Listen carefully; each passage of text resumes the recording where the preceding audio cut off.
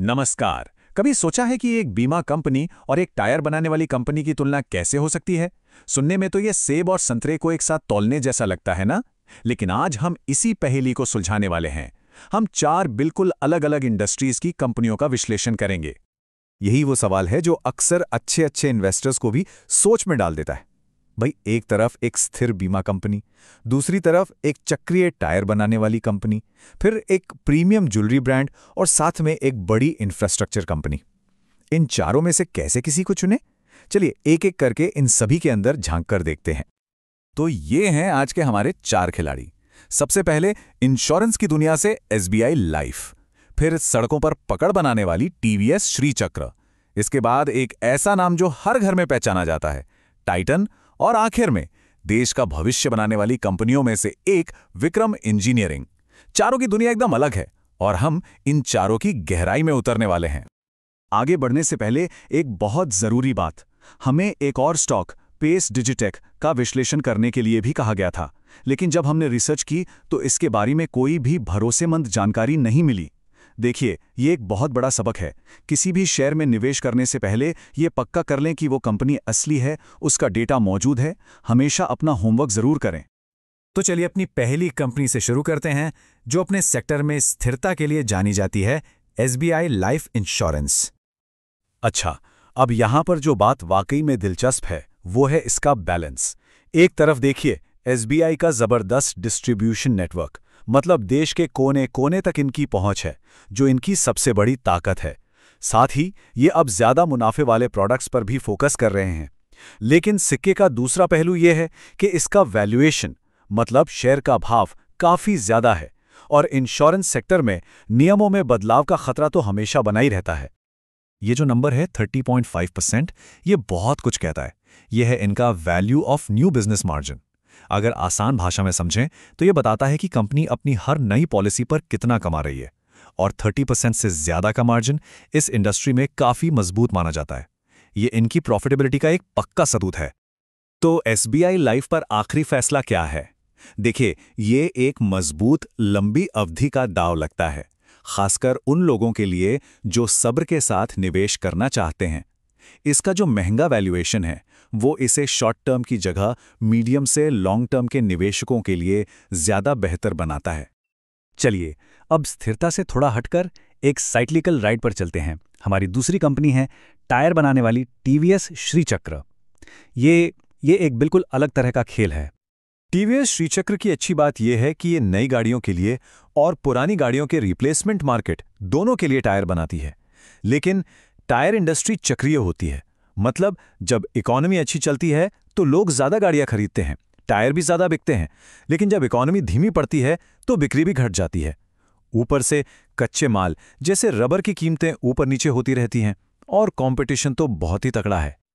जरा इस नंबर पर गौर कीजिए, लगभग 92 का पी रेशियो। ये बहुत बहुत ज्यादा है। आमतौर पर इस इंडस्ट्री का औसत 20 से 30 के बीच होता है। इसका मतलब साफ है कि बाजार को इस कंपनी से भविष्य में किसी चमत्कार की उम्मीद है, मतलब असाधारण ग्रोथ की।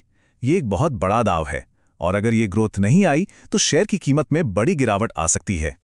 तो टीवीएस श्री चक्र के बारे में क्या कहा जाए? ये एक क्लासिक साइक्लिकल प्ले है।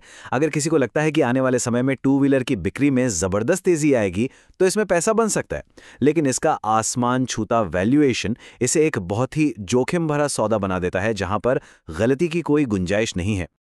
अब आते हैं हमारी तीसरी कंपनी पर, एक ऐसा नाम जिस पर शायद हर कोई भरोसा करता है, टाटा ग्रुप की टाइटन। टाइटन की सबसे बड़ी ताकत है इसका ब्रांड। तनिष्क जैसे नाम भरोसे की गारंटी बन चुके हैं। वो बहुत तेजी से नए स्टोर्स भी खोल रहे हैं, लेकिन इसका बिजनेस सोने की कीमतों पर बहुत निर्भर करता है, जो कि ऊपर नीचे होती रहती हैं। और हाँ, क्योंकि ये एक प्रीमियम ब्रांड है तो इसका शेयर भी प्रीमियम कीमत पर ही मिलता है, जो इसे पहले से ही काफी महंगा बना देता है। ये आंकड़ा दिखाता है कि कंपनी कितनी तेजी से बढ़ रही है। सोचिए, एक हालिया तिमाही में इनके कंज्यूमर बिजनेस में साल दर साल लगभग 20% की ग्रोथ हुई। इतनी बड़ी कंपनी के लिए ये एक जबरदस्त प्रदर्शन है। ये तो ऐसा है जैसे कोई विशालकाय हाथी दौड़ रहा हो। तो टाइटन के लिए हमारा विश्लेषण क्या कहता है? ये एक क्लासिक स्ट्रक्चरल प्ले है, मतलब इसकी ताकत सिर्फ 1-2 क्वार्टर के नतीजों में नहीं, बल्कि इसके ब्रांड, मार्केट में इसकी पकड़ और ग्राहकों के भरोसे में बसी है। ये लंबी अवधि के निवेशकों के लिए एक शानदार विकल्प हो सकता है, बशर्ते वो थोड़ी बहुत अस्थिरता से ना घबरा। और अब हमारी आखिरी केस स्टडी, एक ऐसी कंपनी जो सचमुच भारत के भविष्य का ढांचा तैयार कर रही है, विक्रम इंजीनियरिंग। ये कंपनी पावर, पानी और सोलर जैसे बड़े प्रोजेक्ट्स पर काम करती है। इस कंपनी के बारे में सबसे रोमांचक बात है इसकी मजबूत ऑर्डर बुक। मतलब इनके पास भविष्य के लिए बहुत सारा काम पहले से ही है। लेकिन इस बिजनेस में जोखिम भी बड़े होते हैं। सबसे बड़ा रिस्क है प्रोजेक्ट्स को समय पर और बजट में पूरा करना, और इन बड़े प्रोजेक्ट्स को चलाने के लिए बहुत ज्यादा कैश की जरूरत पड़ती है, जो कभी-कभी एक चुनौती बन सकती है। जरा इस आंकड़े को देखिए, 2442 करोड़ रुपए। ये जून 2025 तक की इनकी ऑर्डर बुक का साइज है। इसका मतलब है कि इनके पास इतना काम तो पक्का है जो इन्हें अगले कई सालों तक व्यस्त रखेगा। ये कंपनी की भविष्य की ग्रोथ का एक बहुत साफ संकेत है। तो विक्रम इंजीनियरिंग पर हमारा निष्कर्ष क्या है? ये भारत की इंफ्रास्ट्रक्चर ग्रोथ की कहानी पर एक सीधा दाव है। अगर ये कंपनी अपने प्रोजेक्ट्स को सही से पूरा कर पाती है तो इसमें बहुत जबरदस्त ग्रोथ की संभावना है। ये एक हाई रिस्क हाई रिवॉर्ड वाला मामला है। ठीक है, तो हमने चारों कंपनियों की दुनिया की सैर कर ली है। अब वक्त है इन सब को एक साथ रखने का और ये देखने का कि हमने आखिर सीखा क्या। ये स्लाइड पूरी कहानी को एक जगह समेट देती है। SBI लाइफ मतलब स्थिरता, TVS श्री चक्र मतलब एक चक्रीय मौका जिसमें जोखिम भी है, टाइटन यानी क्वालिटी और ब्रांड की ताकत, और विक्रम इंजीनियरिंग मतलब ग्रोथ पर एक सीधा दाव। हर एक की अपनी कहानी है, अपने जोखिम है और अपने अवसर हैं। 4 अलग-अलग रास्ते, 4 अलग-अलग मंजिलें। और ये हमें हमारे आखिरी सवाल पर ले आता है। एक निवेशक के तौर पर कौन सी कहानी ज़्यादा आकर्षक लगती है? क्या एक स्थिर और भरोसेमंद कंपनी में निवेश करना बेहतर है, या फिर एक साइक्लिकल दांव का रोमांच लेना? क्या एक मजबूत ब्रांड की ताकत पर भरोसा करना चाहिए, या फिर देश की ग्रोथ की कहानी पर दांव लगाना चाहिए? इस विश्लेषण के बाद ये सोचने वाली बात है कि किस तरह की कहानी में ज़्यादा दम लगता है। इस पर ज़रूर सोचिएगा।